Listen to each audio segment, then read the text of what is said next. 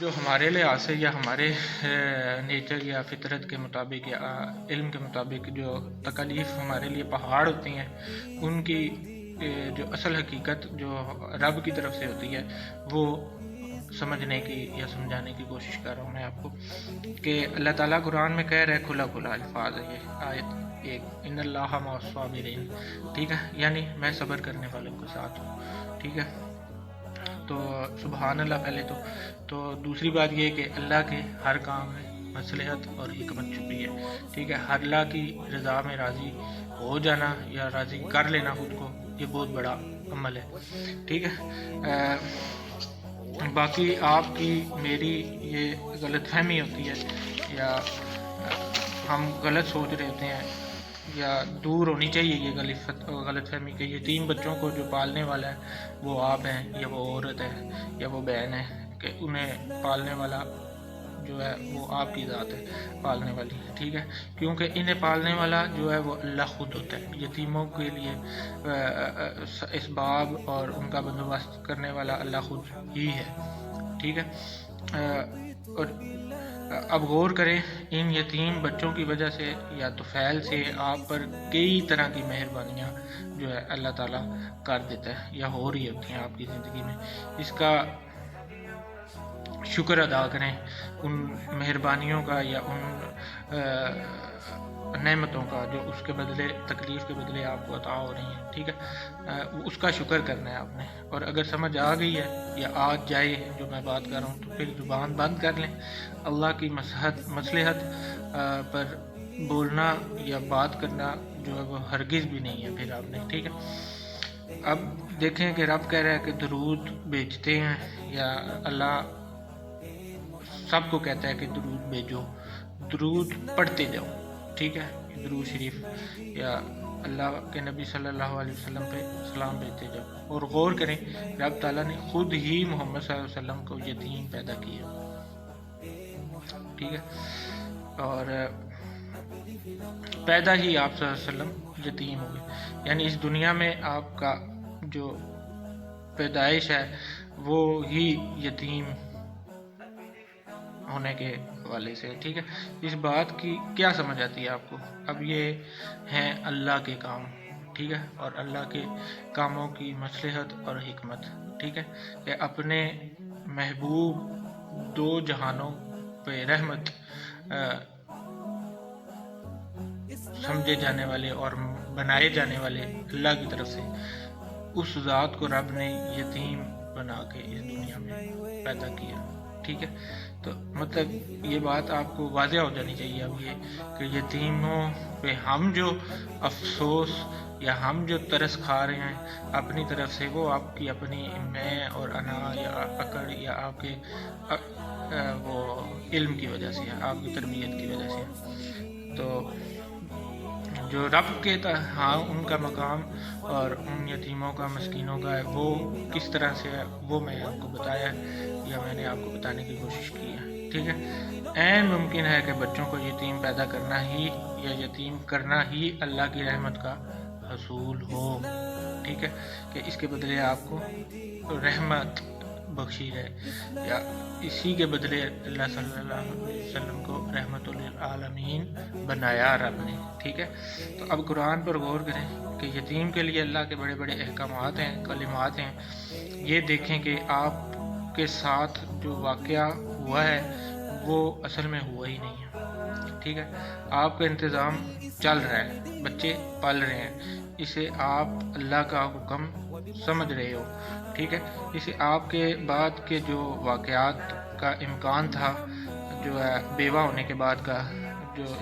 واقعات پیش آنے کے امکانات ہوتے ہیں، مثلا جو ہم کر بھی لیتے ہیں، وہ عورت یا وہ بہن شادی کر لے یا کرنے کا اس کے پاس گنجائش جو ہے وہ موجود ہوتی ہے، تو آپ نے اگر شادی نہ کی اور صبر کیا بچوں کے لیے اور اللہ کی محبت میں، تو شادی نہیں کی تو وہ بہت اچھا کام کیا آپ نے، ٹھیک ہے، اچھا عمل کیا، یہ نیکی کیا آپ نے، ٹھیک ہے، سیکریفائز کیا رب کے لیے، یہ نیکی کی اصل حقیقت ہے، جو حقیقت میں نیکی ہوتی ہے، ٹھیک ہے۔ آپ جو کچھ برداشت کر رہے ہیں وہ اچھا کر رہے ہیں، اور زندگی گزرتی جا رہی ہے، زندگی کا ٹائم آگے بڑھتا جا رہا ہے اور ٹھیک گزرتی جا رہی ہے، بچوں کی جو عاقبت بھی ہے وہ اچھی ہو رہی ہے، مطلب پرورش بھی اچھی ہو رہی ہے۔ اب آپ خود کو اللہ کے حوالے ہی رکھو اور بچوں کو بھی وہی اللہ کے حوالے کر دیں۔ اور سنا تو ہوگا کہ جس کا کوئی نہیں ہوتا اس کا رب ہوتا ہے، ٹھیک ہے۔ تو بس اللہ ہی کارساز ہے، اس بات کا کبھی بھی اندیشہ ظاہر نہ کریں اور کرنا بھی نہیں ہے کہ کیا بنے گا، کیا ہوگا۔ جو بنے گا، جو ہوگا، اللہ ہی بنائے گا،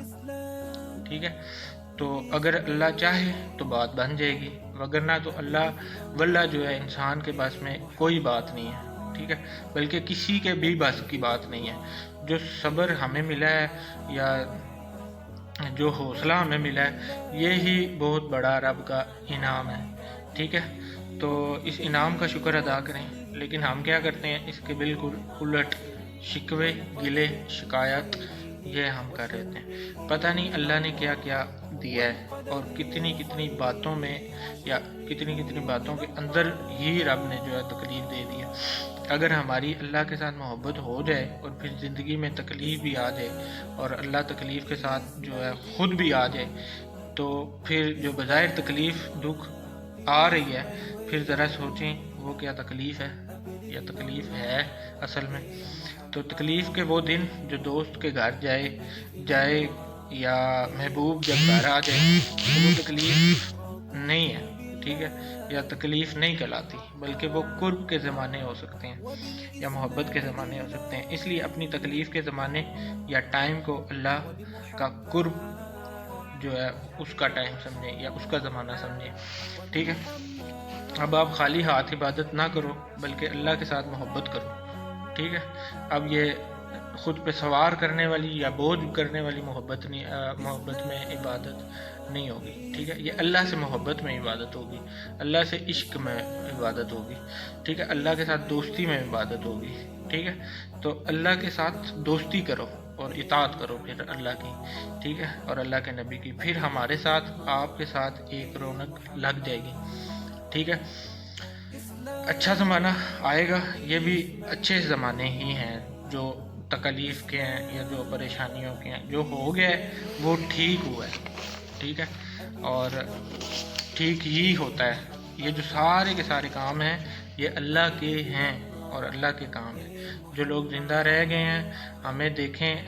دیکھیں یا ہم دیکھیں گے کہ ایک وقت آئے گا وہ بھی زندہ نہیں رہیں گے، کہ اگر شاید ہو بھی سکے کہ ہم دیکھ بھی نہ پائیں، ٹھیک ہے، کہ وہ زندہ ہیں، جو لوگ زندہ تھے وہ بھی زندہ نہیں رہتے، ٹھیک ہے۔ اس میں وقت کی کوئی بات نہیں ہے اور نہ رونے دھونے والی کوئی بات ہے کسی کے مر جانے یا جانے سے۔ اگر آپ کو مرنے والا کا افسوس ہوتا ہے یا ہمارے یہاں جو ہے دین کی دوری اور جو ہم پہ افسوس یا تکلیف کی شدت یا کیفیت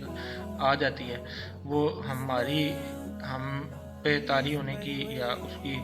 انتہا جو اس وجہ سے ہوتی ہے کہ دین سے ہم دور ہوتے ہیں اور محمد صلی اللہ علیہ وسلم سے محبت اور روحانی تعلق نہ ہونے کی وجہ سے جو ہے ہم روٹتے ہیں، پیٹتے ہیں اور پتہ نہیں کیا بکا کرتے ہیں۔ اکثر لوگ ڈپریشن، انگزائٹی کا شکار ہو جایا کرتے ہیں، ٹھیک ہے، کسی انسان کے جدا ہونے سے، ٹھیک ہے۔ دیکھیں، غور سے سمجھیں، یہ جو بات اب میں کرنے جا رہا ہوں یہ زیادہ غور اور فکر سے سمجھنے کا ہے کہ اگر ہمیں مرنے والے کی جدائی کا افسوس ہے تو جدائی تو ایک خیال کا نام ہے، ٹھیک ہے، اور اگر خیال یاد بن کر زندہ رہے تو کبھی بھی جدا انسان نہیں ہوتا، نہ ہو سکتا ہے۔ مرنے والا جو ہے اس وقت مر جاتا ہے جب اسے یاد کرنے والے بھی مر جائیں، یا رشتہ تب جو ہے ختم ہوتا ہے، جو بھی دنیا میں وہ چھوڑ کے آیا یا جو رشتے چھوڑ کے آیا وہ بھول جائیں، تب اصل موت ہے یا تب افسوس کی بات ہے اس کی، ٹھیک ہے، اس کے مرنے والے کی، پھر وہ ہمیشہ کے لیے مر گیا۔ اگر یاد کرنے والا یاد رکھنے والے زندہ ہیں تو کسی صورت مرنے والا مرا نہیں ہے، ٹھیک ہے۔ تو دیکھیں، روزمرہ کی زندگی میں ہمارے رشتے اور تعلق سے منسلک کتنے ایسے لوگ ہیں جنہیں ہم یاد ہی نہیں کرتے، ٹھیک ہے، ایک جگہ پہ ہونے کے باوجود، ایک جگہ میں موجود ہونے کے باوجود بھی ہم جو ہے ان کے ساتھ ہمارا تعلق نہیں ہوتا. ایسا ہر انسان کے ساتھ ہو رہا ہوتا ہے. تو آگے دوسری ویڈیو میں بات کرتا ہوں.